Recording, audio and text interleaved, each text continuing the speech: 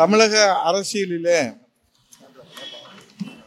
வெற்றி விளம்பரங்களை முன்னிலைப்படுத்தி வெற்றி விளம்பரத்தால் வெளிச்சம் காட்டி எந்தவிதமான அரசியல் அனுபவம் இல்லாது பொது வாழ்க்கையிலே எந்த விதமான அனுபவம் இல்லாது தொடர்ந்து தமிழக அரசியல்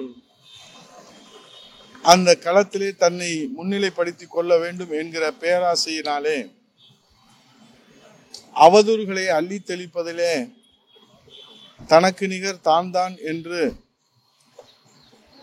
எலும்பில்லாத நாக்கினாலே நரம்பில்லாத நாக்கினாலே ஒரு நாகரிகம் இல்லாத ஒரு அரசியல் பண்பாட்டை தமிழகத்திலே தொடர்ந்து விதைத்து வருகிற அண்ணாமலை மாண்புமிகு புரட்சி தமிழர் கழகத்தின் நிரந்தர பொதுச் செயலாளர் வருங்கால முதலமைச்சர் எடப்பாடியார் அவர்களை தொடர்ந்து அவதூறாக ஆதாரம் இல்லாமல் அடிப்படை எதுவும் இல்லாது அவர் பேசி வருவது கடும் கண்டனத்துக்கு உரியது. அண்ணாமலை அவர்களின் ஆசை என்ன, அவருடைய எண்ணம் என்ன, அதற்குரிய தகுதியும் தராதரமும் தியாகமும் உழைப்பும் முயற்சியும் அவரிடத்தில் இருக்கிறதா? தன்னை அரசியல் களத்திலே முன்னிலைப்படுத்திக் கொள்வதற்கு தேவையான அனுபவத்தை அவர் பெற்றிருக்கிறாரா? தேவையான தகுதியை பெற்றிருக்கிறாரா என்று நாம் பார்த்தோமானால் எதுவும் இல்லாத ஒரு நியமன பதவியிலே ஒரு கற்பனை கோட்டை கட்டிக்கொண்டு கனவு கோட்டையை கட்டிக்கொண்டு அவர் கனவு உலகத்திலே வாழ்ந்து கொண்டிருப்பதை அவருடைய பேச்சு தெல்ல தெளிவாக எடுத்து காட்டுகிறது. மாண்புமிகு புரட்சி தமிழர் வருங்கால முதலமைச்சர் மாண்புமிகு எதிர்க்கட்சி தலைவர் எடப்பாடியார் அவர்களை அவர் நாக்கூசாமல் அவதூறு பரப்பி வருவதால் இன்றைக்கு உங்களிடத்திலே ஒரு சாமானிய தொண்டர்களாக நாங்கள் உங்கள் முன்னால் இந்த கருத்தை பகிர்ந்து கொள்கிறோம். அண்ணாமலை போன்றவர்கள் சொல்வதனாலே மாண்புமிகு எதிர்க்கட்சி தலைவர் வருங்கால முதலமைச்சர் புரட்சி தமிழர் ஐயா எடப்பாடி அவருடைய 50 ஆண்டு கால அரசியல் பொது வாழ்க்கையிலே அவர்கள் ஆற்றியிருக்கிற சேவையை யாராலும் மறைத்து விட முடியாது. கிளைக்கழக செயலாளராக தன்னுடைய பொது வாழ்க்கையிலே துவங்கி படிப்படியாக தன்னுடைய உழைப்பால் 50 ஆண்டு காலம் மாண்புமிகு அம்மாவுடைய அமைச்சரவையிலே அவர் அமைச்சராக இருக்கிற போது சேலம் மாவட்டத்திலே அந்த மாவட்டத்திற்கு கொடுத்திருக்கிற வளர்ச்சி வரலாற்றிலே இடம் பிடித்திருக்கிறார். மாண்புமிகு முதலமைச்சராக தமிழகத்திலே அவர் ஆற்றிய சேவைகள் பணிகள் ஆயிரம் என்னால் பட்டியலிட்டு எங்களால் சொல்ல முடியும். ஆனால் ஒன்றை மட்டும் ஒரு பானை சோற்றுக்கு ஒன்று என்பதை பற்றி நான் உங்களிடத்திலே சொல்லுகிறேன். அவருடைய ஆற்றல், மக்கள் மீது இருக்கிற அக்கறை, தொலைநோக்கு பார்வை, சிந்தனை, கருணை, வளர்ச்சி. அதற்கு எடுத்துக்காட்டாக 7.5% இடஒதுக்கீடு, மருத்துவ மாணவ கனவை நனவாக்குவதற்கு நீட் ரத்து போராட்டம் தொடர்ந்து நடைபெற்றாலும் கூட அரசு பள்ளியிலே படிக்கிற மாணவ மாணவிகளுடைய கனவை நனவாக்குகின்ற வகையிலே 7.5% இடஒதுக்கீடை உருவாக்கி கொடுத்தார்கள். 11 மருத்துவக் கல்லூரியை கொடுத்தார்கள். குடிமராமத்து திட்டத்தை கொண்டு வந்தார்கள்.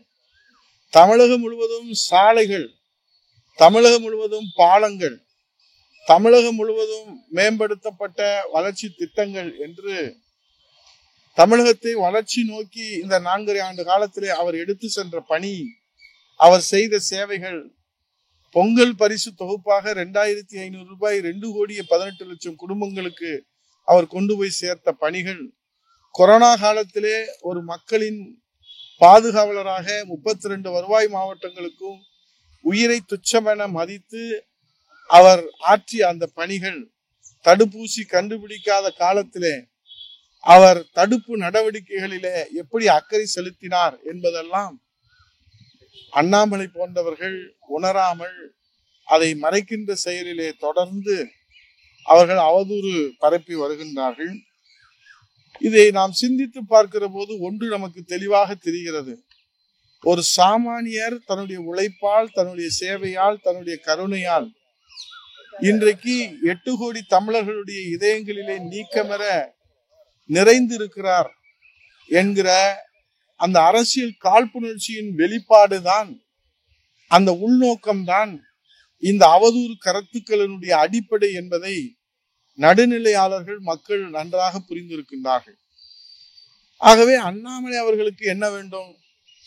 தமிழக அரசியலிலே தன்னை முன்னிலைப்படுத்த வேண்டும். ஆனால் அதற்குரிய அனுபவம் அவருக்கு இருக்கிறதா? அதற்குரிய ஆற்றல் அவருக்கு இருக்கிறதா? அதற்குரிய தியாகம் இருக்கிறதா? உழைப்பு இருக்கிறதா என்றால் இல்லை. அரவக்குறிச்சியிலே நிற்கிறார், தோற்கிறார். கோயம்புத்தூரிலே கோடிக்கணக்கான பணங்களை வாரி இறைத்து 100 திட்டங்களை 500 நாட்களிலே, 500 திட்டங்களை 100 நாட்களிலே என்று வார்த்தை ஜாலங்களிலே அவர் வித்தை காட்டியும் கூட அந்த மக்கள் அவரை நிராகரித்து விட்டார்.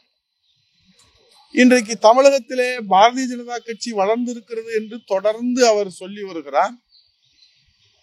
அதை பற்றிய விவாதம் அல்ல.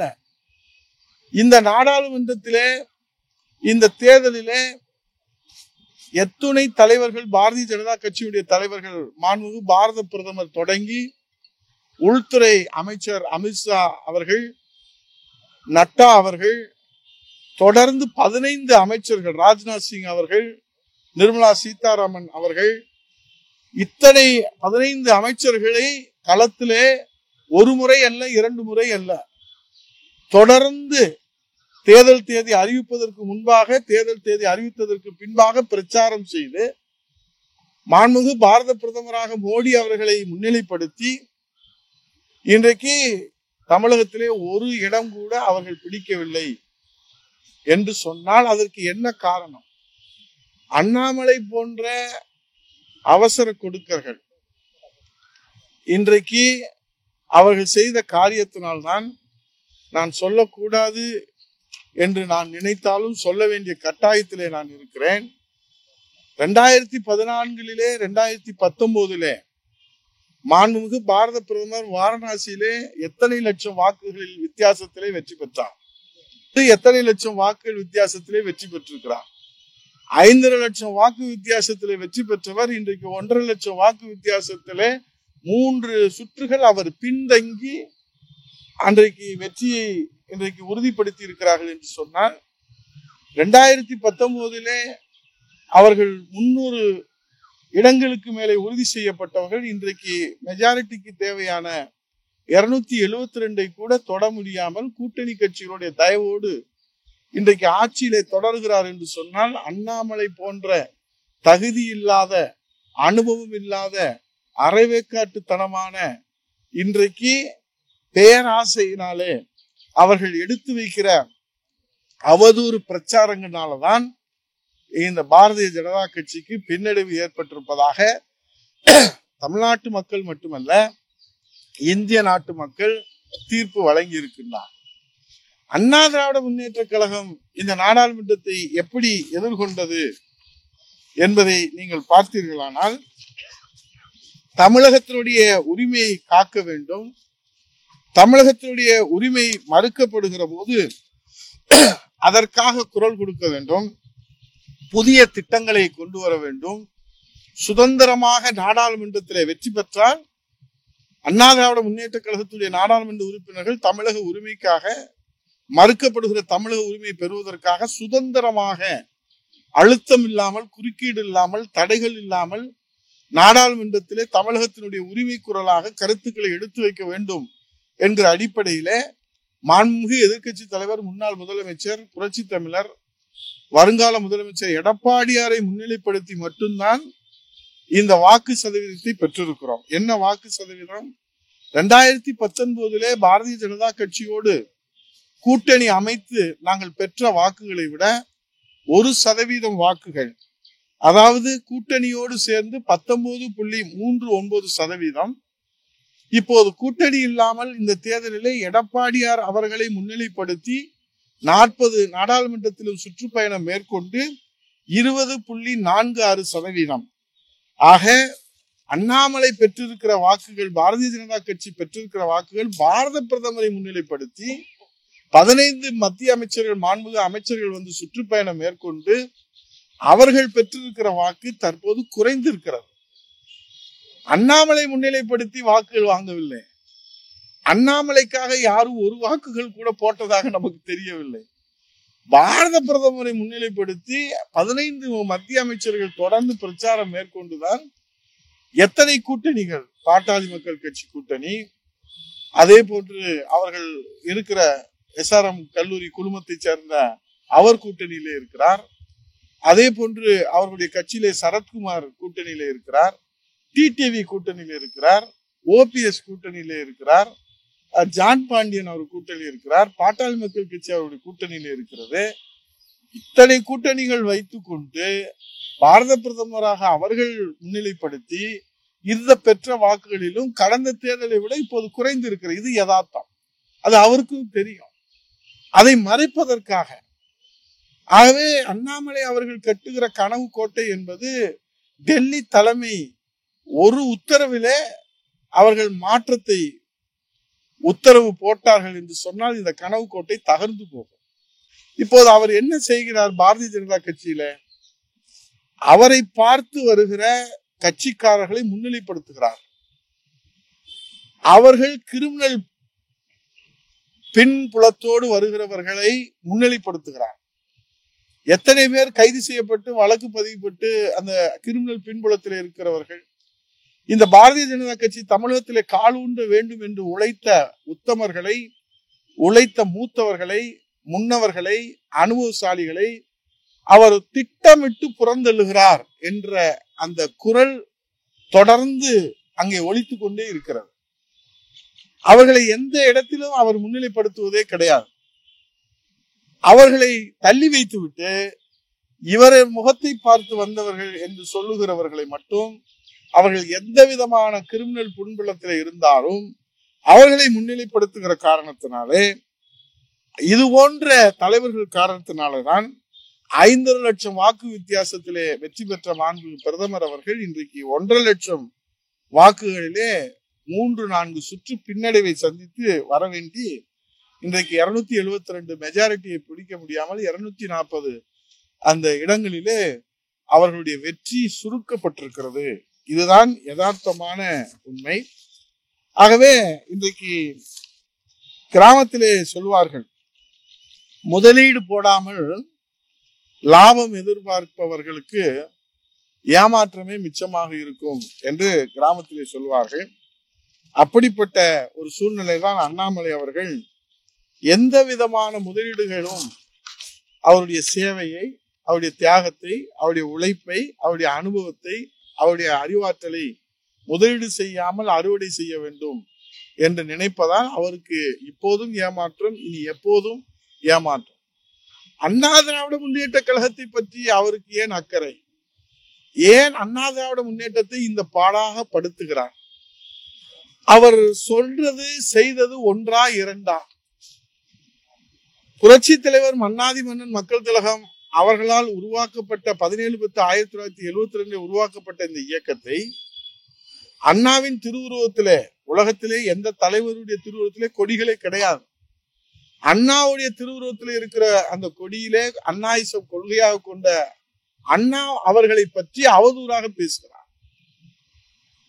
அதற்கு முன்பாக இந்த தாய் தமிழ்நாட்டின் 8 கோடி தமிழர்களின் உள்ளங்களிலே நிறைந்திருக்கிற தமிழகுலசாமி புரட்சி தலைவி அம்மா அவர்களை அவதூறாக பேசுவது மட்டுமில்லாமல் அவருடைய இல்லத்தரசியோடு அவர் ஒப்பிட்டு பேசுவது இந்த 8 கோடி தமிழர்கள் மட்டுமல்ல, உலகத்தில் இருப்பவர்கள் எவரும் ஏற்றுக்கொள்ள முடியாத ஒரு அவதூறை அவர் செய்திருக்கிறது. அப்போது தலைமை கழகத்திலே அதற்கு கண்டனம் தெரிவித்தோம்.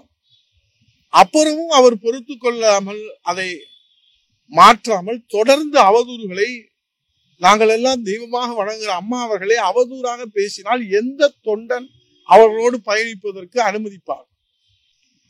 அங்கே எடப்பாடியார் அவர்களை வலதுபுறத்திலே அருகிலே உட்கார வைத்து விட்டு இங்கே அனைத்து இந்திய அண்ணா திராவிட முன்னேற்ற கழகத்தினுடைய அடித்தளத்தை அசைத்து பார்க்கிற வேலையாக பேரறிஞர் பெருந்தகை அண்ணா அவர்களை அவதூறாக பேசுவது, அம்மா அவர்களை அவதூறாக பேசுவது, அண்ணா திராவிட முன்னேற்ற கழகத்துடைய எதிர்காலத்தை கேள்விக்குறியாக்குகிற அந்த நடவடிக்கையிலே உங்கள் மனசாட்சியை தொட்டு சொல்லுங்கள்.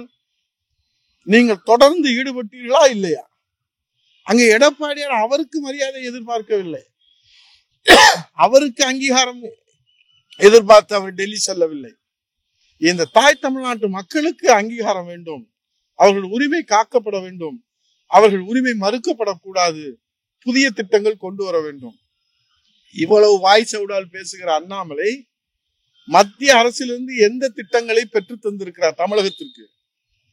பேரிடர் நிவாரண நிதியை கூட பெற்றுத்தர முடியாத கையாலாகாத அண்ணாமலை, எங்கள் புரட்சி தமிழர் ஐயா எடப்பாடியார் அவர்கள் மத்திய அரசிலே அன்றைக்கு அவர்கள் தொடர்ந்து வலியுறுத்தி அழுத்தம் கொடுத்து 11 மருத்துவக் கல்லூரியை அவர்தான் முதலமைச்சராக இருக்கிற போது கொண்டு வந்தார். அவர் முதலமைச்சராக இருக்கிற போதுதான் சாலைகள் மேம்பாடு திட்டங்கள், அவர் முதலமைச்சராக இருக்கிற போதுதான் இன்றைக்கு தமிழகத்தினுடைய வளர்ச்சி திட்டங்களை அவர்கள் கொண்டு வந்து கொடுத்ததை யாராலும் மறுக்க முடியாது.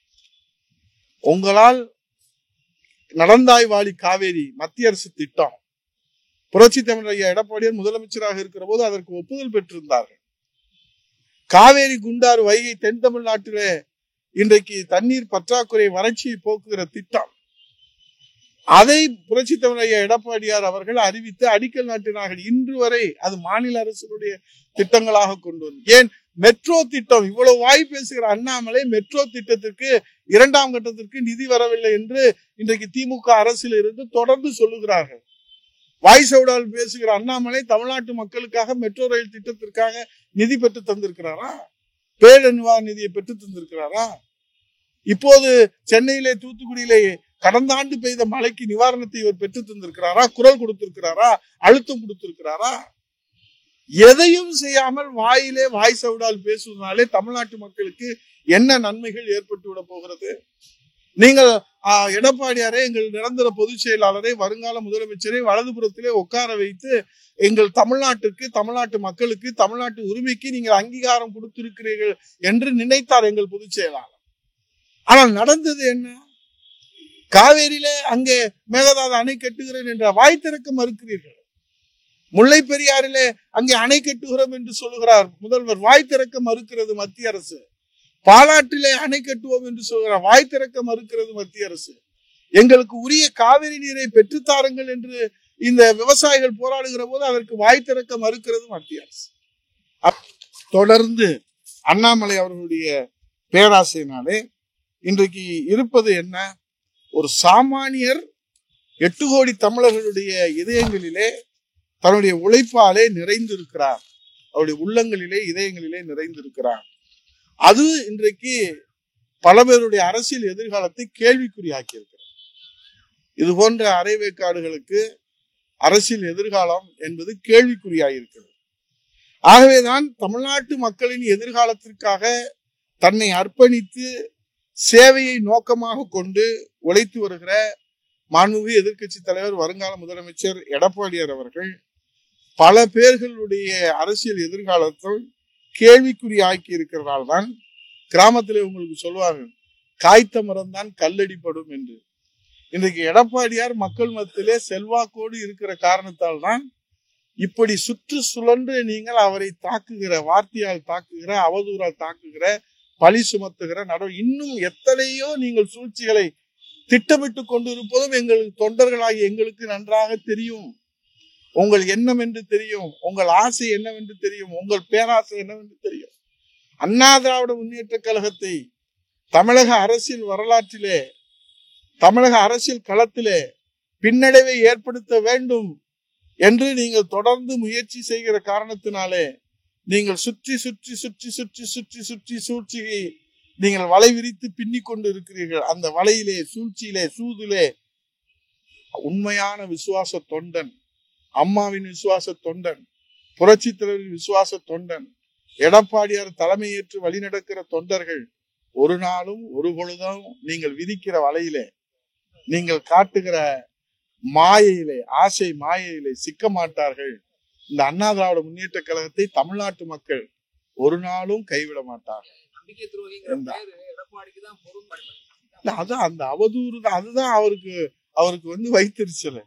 ஏன்னா அண்ணா திராவிட முன்னேற்ற கழகம் இவ்வளவு தாக்குதலுக்கு பிறகும், இவ்வளவு சூழ்ச்சிகளுக்கு பிறகும், சூதுகளுக்கு பிறகும், ஒரு சாமானியனான 50 ஆண்டு கால பொது வாழ்க்கையில சிலுவம்பாளையத்திலே கிழக்கழக செயலாளராக தன்னுடைய பொது வாழ்க்கையை தொடங்கியவர் இந்த இயக்கத்தை காப்பாற்றுகிறார். அம்மா மறைவுக்கு பிறகு இந்த இயக்கத்தை நாம் கபிலீகரம் செய்து விடலாம் என்று நினைப்பவர்களுக்கு சிம்ம சொப்பனமாக மாண்புமிகு எடப்பாடியார் அவர்களுடைய உழைப்பு இன்றைக்கு தமிழக மக்களின் பாதுகாப்பு அரணாக அண்ணா திராவிட முன்னேற்ற கழகத்தை தொடர்ந்து முன்னிலைப்படுத்தி வருகிற காரணத்தினாலே உச்சபட்சமாக இந்த வார்த்தையை அவர் உபயோகித்திருக்கிறார். அதை அவர் வாபஸ் வாங்க வேண்டும். இது போன்று அவர் தொடர்ந்து பேசுவாரானால் எந்தவித போராட்டத்திற்கும், சிறை நிரப்புகிற போராட்டத்திற்கும், கொடும்பாவி எரிக்கிற போராட்டத்திற்கும், எந்தவித போராட்டத்திற்கும் அண்ணா திராவிட முன்னேற்ற கழக தொண்டர்கள் தயாராக இருக்கிறார்கள். இனியும் அண்ணா திராவிட முன்னேற்ற கழக தொண்டர்களை சீண்டி பார்க்க வேண்டாம். அண்ணா திராவிட முன்னேற்ற கழக தலைவர்களை பற்றி நீங்கள் அவதூறு உங்க கட்சி நீங்க வளர்த்துக்கங்க. அதை பத்தி யாரும் எந்தவித ஜனநாயக உரிமை இருக்கு.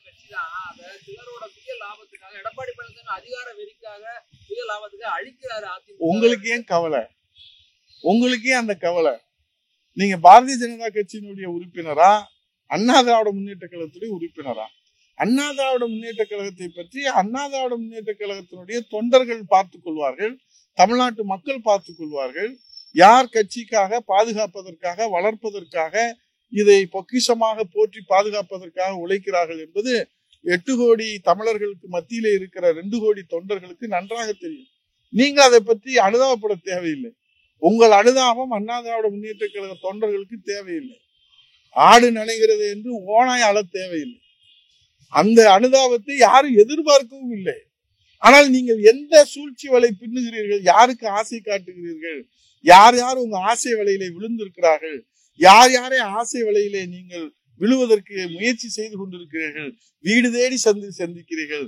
சிறையிலே தள்ளியவர்களை எல்லாம் இன்றைக்கு நீங்கள் வீடு தேடி சந்தித்து ஆசை வார்த்தைகளை கொடுக்கிறீர்களே, அந்த மாய வித்தைகள் எல்லாம் உண்மையான விசுவாச அண்ணா திராவிட முன்னேற்ற கழக தொண்டர்களுக்கு நிச்சயமாக உங்கள் சூழ்ச்சி எடுபடாது.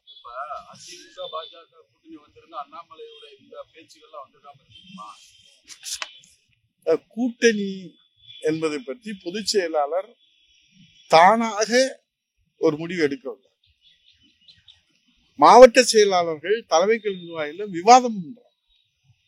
விவாத பொருளாதான் அதை முன்வைக்கிறாங்க. அதுல மாவட்ட செயலாளர்கள் அவர்களுடைய அனுபவத்தினுடைய கருத்துக்களை முன்வைக்கிறாங்க. அண்ணா அவர்களை பற்றி, பேரறிஞர் பெருந்தகை அண்ணா அவர்களை பற்றி அவர் பேசுவதும், அம்மா அவர்களை தொடர்ந்து அவர் அவதூறு செய்வதும், எந்த சாமானிய இதையெல்லாம் மானம் வெக்க ரோசத்தை விட்டுட்டு எப்படி போய் ஒரு கட்சி போய் கூட்டணி வைக்க முடியும்? உங்களுக்கு உண்மையான நோக்கம் எங்களை வளர்ப்பதற்கும் எங்களோடு பயணம் செய்வதற்கும் உங்களுக்கு உண்மையான நோக்கம் இருக்குமே ஆனால் எங்களை புகழ்ந்து பேச வேண்டாம். இகழ்ந்து பேசுவதையாவது அவர்கள் நிறுத்தி இருக்க வேண்டும். இதுதான ஒரு தொண்டனுடைய எதிர்பார்ப்பு. அந்த அடிப்படை எதிர்பார்ப்பை கூட நீங்கள் பூர்த்தி செய்யாமல் தமிழக உரிமையும் நீங்கள் காவு கொடுப்பீர்கள், கூட்டணியில இருக்கிற கட்சியும் நீங்கள் அவதூறாக அழிக்க நினைப்பீர்கள் என்று சொன்னால் எப்படி அவர்களோடு பயணம் செய்வது? எந்த தொண்டர்கள் அதை ஏற்றுக்கொள்வார்கள்? இதுதான் அன்றைய விவாதத்திலே மைய பொருளாக இருந்தது. ஆகவே கூட்டணி கொடுத்து முடிவெடுத்தது பொதுச் செயலாளர் அல்ல, அங்கே இருக்கிற தலைமை கழக நிர்வாகிகள், மாவட்ட செயலாளர்கள் அத்தனை பேர்களும் ஏகமனதாக ஒருமனதாக முடிவு செய்ததைத்தான் அன்றைக்கு அவர்கள் அறிவிப்பு செய்தார்.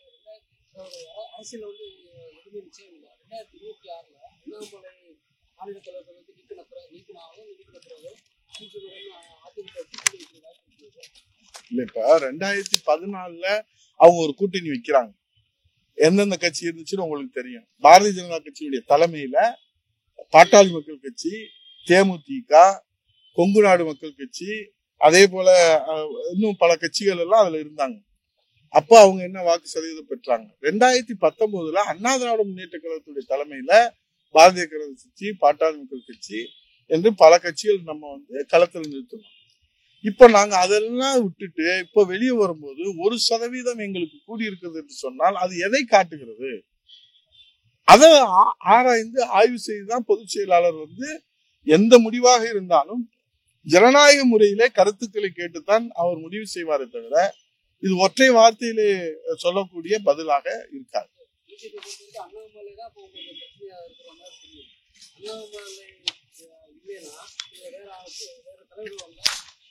இது நீங்க யூகத்துல கேக்குறீங்க. இது நடந்ததுக்கு பிறகு அண்ணா திராவிட முன்னேற்ற கழகத்துடைய நிலைப்பாடு என்ன என்பதெல்லாம் பொதுச் செயலாளர் ஆய்வு செய்து கருத்துக்களை கேட்டு தலைமை கழக நிர்வாகிகள் தொண்டர்களுடைய கருத்தை எப்படி உச்சரிக்கின்றார்களோ அதைத்தான் அவர் பிரதிபலிப்பார்கள். இதை நம்ம யூகத்துல எதையுமே நம்ம சொல்ல முடியாது இல்லையா? இல்ல என்ன திடீர்னு ஏன் இந்த அனுதாபம், ஏன் பச்சாதாபம்? அவங்கள வாழ வைக்கிறதுக்கா? எந்த வாழ வைக்கிறதுக்கா அவங்கள போய் வீடு தேடி போறாங்க? வாழா வெட்டி ஆக்குறதுக்கு தான் வீடு தேடி போறாங்க, வாழ வைப்பதற்காக அல்ல.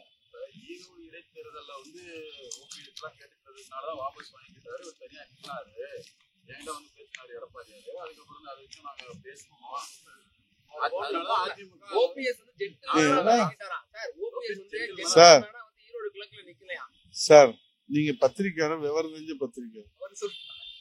வேட்பாளர் நிறுத்தி அந்த வேட்பாளரை எங்க கட்சியில சேர்ந்துட்டாரு சார். போட்டோ எல்லாம் வெளியிட்டாரா இல்லையா? வேட்பாளர் நிறுத்தினாரா இல்லையா? பொதுவா சார் ஒரு தலைமையில ஒரு நம்பிக்கைக்குரிய பேச்சுவார்த்தைகளை எந்த தலைவராவது வெளியிடுவாங்களா சார்? சொல்லுங்க. ஒரு தலைமை பண்புக்கு அடிப்படை என்ன தெரியுமா? ரகசியம் காப்பாற்றப்படணும், நம்பிக்கை காப்பாற்றப்படணும். நீங்களும் நானும் 2 தலைவர்கள் பேசுனத இப்படி சுயநலத்துக்காக நீங்க வெளியிட்டீங்கன்னா நீங்க உங்களை யார் நம்பி பேசுவா? நீங்க யார வேணாலும் நாளைக்கு வெளியிடுவீங்களே. உங்களை நம்பி டெல்லி தலைமை கூட பேசுவோம். நாளைக்கு உங்களுக்கு ஒரு ஆபத்து வந்துட்டா டெல்லி தலைமை பேசுனதை கூட நீங்க வெளியிடுவீங்க. இப்ப டெல்லி தலைமைக்கே ஆபத்து இருக்கு, அதை உணர்ந்துக்கிறோம் டெல்லி தலைமை. இது நம்பிக்கையினுடைய அடித்தளத்தை அசைத்து பார்க்கிற விஷயம். 2 தலைவர்கள் பேசுகிறார்கள் என்றால் அது நம்பிக்கையின் அடிப்படையில தான் பேசுகிறார். நீங்க பேசுறது என்ன வேணாலும் பேசுறீங்க, ஆண்டவனுக்கு தான் தெரியும். அந்த 2 பேருக்கும் ஆண்டவனுக்கு தான் தெரியும். நீங்க சுயநலத்துக்காக வெளியே சொல்றீங்களா? சார் ராம்குமார் சார் கேட்டதான் நீங்க கேக்குறீங்க. யூகத்துல எப்படி நம்ம இன்னைக்கே அவர் நாவடக்கத்தோடு அவர் பேசல. இது இது அண்ணா திராவிட முன்னேற்ற கழகம் என்பது இது அநாத கட்சி அல்ல. இது தொண்டர்கள் பலமுள்ள கட்சி, மக்கள் செல்வாக்குள்ள கட்சி, 52 ஆண்டுகள் பொன் விழா கடந்திருக்கிற கட்சி, 32 ஆண்டுகள் இந்த மக்களுக்கு ஆளுகிற கட்சியாக சேவை செய்திருக்க கட்சி, இன்னும் 100 ஆண்டுகள் இந்த மக்களுக்கு சேவை செய்ய போகிற கட்சி. அந்த கட்சியினுடைய தலைமையை இப்படி நாவடக்கம் இல்லாமல் நரம் இல்லாத நாக்கு எலும்பில்லாத நாக்கு என்று எதை வேண்டுமானாலும் பேசிவிட்டு அவர் செல்லலாம் என்று மனப்பால் குடித்தால் அதனுடைய விளைவுகள் என்பது தொண்டர்கள் கொதித்து எழுந்தால், தொண்டர்கள் அண்ணா திராவிட முன்னேற்ற கழக தொண்டர்கள் கொதித்து எழுந்தால் அண்ணாமலை அவர்கள் இந்த நாட்டிலே என்ன விளைவுகளை சந்திக்க போகிறார் என்று நானே சொல்ல முடியாது, எதிர்பார்க்க முடியாது. அந்த அளவுக்கு அவர் மன உளைச்சலை ஏற்படுத்துகிறார். எங்களை சீண்டுகிட்டே இருக்கிறார், எங்களை தொடர்ந்து அழிக்க நினைக்கிறார். எங்களை காப்பாற்றுவது அம்மா ஆன்மா காப்பாற்றும். எங்கள் அண்ணா திராவிட முன்னேற்ற கழகத்தை எடப்பாடியார் தலைமையிலே அம்மா ஆன்மா காப்பாற்றும், இது சத்தியம். புரட்சி தலைவர் ஆன்மா காப்பாற்றும், இது சத்தியம். தொண்டர்கள் காப்பாற்றுவார்கள், இது சத்தியம். இந்த தாய் தமிழ்நாட்டு மக்கள் இந்த அண்ணா திராவிட முன்னேற்ற கழகம் தான் பாதுகாப்பு என்று 8 கோடி தமிழர்கள் அண்ணா திராவிட முன்னேற்ற கழகத்தை காப்பார்கள், இது சத்தியம். அண்ணாமலை போன்ற அறவேக்காடு, அண்ணாமலை போன்ற அந்த முந்திரி கொட்டைகள் எல்லாம் வெறும் வாய் சவுடாலால், வெறும் வாயால், வார்த்தையால், வார்த்தை விளையாட்டால், வார்த்தை சித்து விளையாட்டால் அண்ணா திராவிட முன்னேற்ற கழகத்திற்கு எந்த பின்னடைவும் அவர் ஏற்படுத்த முடியாது. இது மனிதரால் உருவாக்கப்பட்ட இயக்கம் அல்ல, மனித புனிதர் புரட்சி தலைவர் உருவாக்கப்பட்ட இயக்கம். இது அண்ணா திராவிட முன்னேற்ற கழகத்தை தமிழ்நாட்டு மக்கள் ஒருபொழுதும் கைவிட மாட்டார். எச்சரிக்கை தான். அதான் நான் சொல்றேன். இது போன்று அவர் தொடர்ந்து பேசுவாரானால் தமிழக அரசியல் களத்திலே இருந்து அவர் அப்புறப்படுத்தப்படுகிற நிலை தமிழ்நாட்டு மக்கள் எடுப்பார்கள். அதற்கு தொண்டர்கள் நாங்கள் தொடர்ந்து போராடுவதற்கும் அவருக்கு கண்டனம் எந்த வகையிலும் தெரிவிப்பதற்கும் அண்ணா திராவிட முன்னேற்ற கழக தொண்டர்கள் ஒருபொழுதும் நாங்கள் பின்வாங்க மாட்டோம் என்பதை உறுதியான இறுதியான எச்சரிக்கை அறிவிப்பாக அவருக்கு கண்டனத்தை தெரிவித்துக் கொள்வோம். மாங்கனி இருக்கின்றாரு. புரட்சி தலைவர் இதயத்துல இதயக்கனின்னு அண்ணா வந்து புரட்சி தலைவர் சொன்ன இதயக்கனி போய் இப்போ இந்த கனியெல்லாம் பேசுற அளவுக்கு எல்லாரும் விமர்சனம் பேசுறாங்க. நான் அந்த இதெல்லாம் வரல. இன்றைக்கு இப்போ நாளை மாண்புமிகு பொதுச் செயலாளர், மாண்புமிகு எதிர்கட்சி தலைவர், வருங்கால முதலமைச்சர் எடப்பாடி அவர்கள் ராமநாதபுரம் சீமைக்கு வருகிறார். அங்கே முன்னாள் சட்டமன்ற உறுப்பினர், ஆதி திராவிட வகுப்பை சேர்ந்த ஒரு சாமானியர், டாக்டர், அம்மாவுடைய சட்டமன்ற உறுப்பினராக அம்மா அவர்களோடு பணியாற்றியவர். அவருடைய இல்ல திருமணத்தை நடத்தி வைக்கவும், அங்கே கழக கொடியேற்றவும், மாவட்ட கவிசியா முனியசாமி அவருடைய தலைமையிலே கழக கொடியேற்றி வைப்பதற்கும் அங்கே நாளைய தினம் மதுரை வந்து அங்கே செல்கிற மதுரையிலே விமான நிலையத்திலே அவருக்கு சிறப்பான வரவேற்பு அளிப்பதற்கு கழக புரட்சி தலைவர் அம்மா பேரவை மாவட்ட செயலாளர் சரவணன், தமிழரசன், தமிழழகன், மருத்துவ அணி சார்பில் டாக்டர் சரவணன், எங்கள் மாவட்ட கழகத்துடைய செயலாளர்கள், முன்னாள் அமைச்சர், கூட்டுறவுத்துறை அமைச்சர் அண்ணன் மூத்தவர் முன்னவர் அண்ணன் செல்லூர் கே ராஜு அவர்கள், நம்முடைய அமைப்பு செயலாளர், நம்முடைய சட்டமன்ற உறுப்பினர், முன்னாள் மேயர் அண்ணன் வி ராஜன் செல்லப்பா அவருடைய தலைமையிலும் எங்கள் அனைவரும் தொண்டர்கள் சார்பிலே அவருக்கு வரவேற்பு அளித்து அவர் ராமநாதபுரம் சீமையை சென்று அங்கே கழகத்தினுடைய பல்வேறு நிகழ்வுகளை கலந்து கொள்கிறார். அனைவரும் வந்து அதை தொண்டர்கள் இதை அழைப்பாக, அனைத்து தொண்டர்களுக்கும் இதே அழைப்பாக ஏற்று வந்து பங்கேற்று சிறப்பிக்குமாறு கேட்டுக்கொள்வோம். நன்றி, வணக்கம்.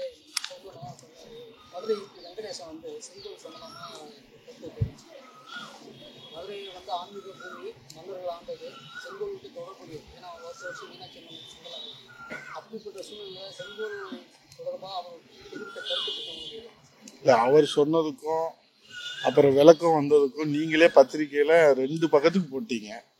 இதுக்கு மேல நான் என்ன விளக்கம் சொல்றது? இல்லை, ரொம்ப தெளிவா நீங்க விளக்கம் சொல்லிட்டீங்க. அதோடைய பாரம்பரியம் என்ன, பண்பாடு என்ன, முக்கியத்துவம் என்ன, எல்லாம் நீங்க ரொம்ப தெளிவா விளக்கமா சொல்லியிருக்கிறீங்க. இதுக்கு மேல அவருக்கு வந்து விளக்கம் சொல்றதுக்கு ஒன்றும் அதுல இது இல்லை.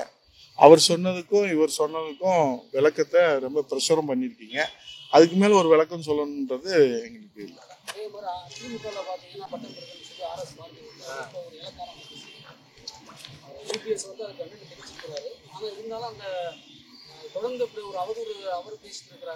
பொதுச் செயலாளருடைய விளக்கம் தான் அண்ணா திராவிட முன்னேற்ற கழகத்துடைய விளக்கம். பொதுச் செயலாளர் சொல்லியிருக்கிற விளக்கம் அண்ணா திராவிட முன்னேற்ற கழகத்துடைய விளக்கம். இன்னைக்கு கூட ஒரு நேற்று கூட தேசிய கட்சியினுடைய தலைவர் வந்து உடனடியா முதல் கண்டனம் தெரிவித்தது மாண்புமிகு எதிர்கட்சி தலைவர், வருங்கால முதலமைச்சர் எடப்பாடியார். அவருடைய அந்த விளக்கம் தான், அந்த கண்டனம் தான் அண்ணா திராவிட முன்னேற்ற கழகத்துடைய.